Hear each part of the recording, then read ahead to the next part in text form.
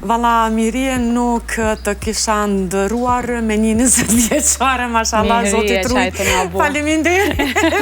E marrë shumë kompliment. Komplimenti ma i mirë që e marrë, dhe me thonë, është që më krahasojnë me gjeneratat e reja, e unë jam kogja në një parloj fazet etapet jetës tam, që nuk hi në grupin e këtyne të rejave. Po vetëm gjithmonë edhe komentet edhe ngacmimet vijnë nga gjeneratat shumë të reja, është interesante. Po, kjo është hala më e bukur, do me thonë, sepse na i kemi publikun tonë që është rrit me neve, por generatat që kanë lind pas luftës nuk janë që jenë rrit me neve, sepse ka dalë, që me thonë, një estradë me emra të ri, të bollshëm, të përplotshëm, edhe konkurenca pas taj ka mujt pak më naqit prej kolosekut, po jo, edhe kjo më banë me unë. Miria dhe Naimi gjithmonë besen. Po, faleminderit, po, e lërsojnë jashtë masë shumë. Kjo është komplet botox, ka thonë dikush, nuk është e vërtet. Më besoni që s'është e vërtet.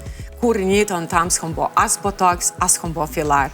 Kom thonë, atë moment kër e ndjej vetën që kam nevoj për nëj botox ose fillar, unë e kom me tregu dhe kom me publiku vetë. Më besani që s'kom bo. Është genetike? Është genetike, por edhe kujdesem për vetën time. Shkojmë të ndonjë koment tjetër? O zot ruje tringen, lumë familja që ka shumë vajzë edukume, lumë vjera që e ka në marë për djallë. Po, është e vërtet, tringa është fantastike.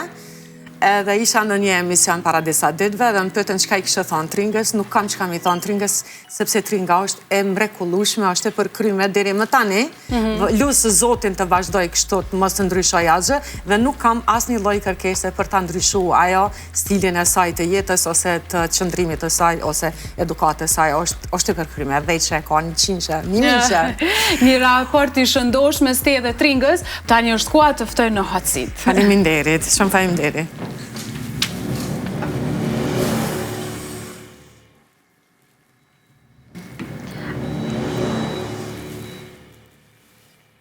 A është e vërtet që dikush të ka ofruar 1 milion euro për një natë dhe ti refuzove? Po, e vërtet. A ka krijuar forma probleme në martesën tënde me Naimin? Jo. A ka qenë ndonjëherë Naimi dhe Miria në prag të ndarjes dhe nuk e keni tregu publikisht? Jo, asnjëherë. A ke kontrolluar ndonjëherë Naimin nga xhelozia? Jo. Por nuk muj me thonë që s'kam qenë gjeloza në momentet caktuara, kur e kum ndjej që kum rrezikohet jeta jam në dashuri. A është e vërtet që ki pasur probleme me ligjin për shkak të karrierës? Po. Na janë marrë pasaportat, edhe s'kemi mujt me qarkullu. Edhe kemi qenë të dënuar me burg edhe me të shëndruar pastaj në lek. A ke menduar ndonjëherë që karriera nuk ja ka vletur sakrificat? Jo.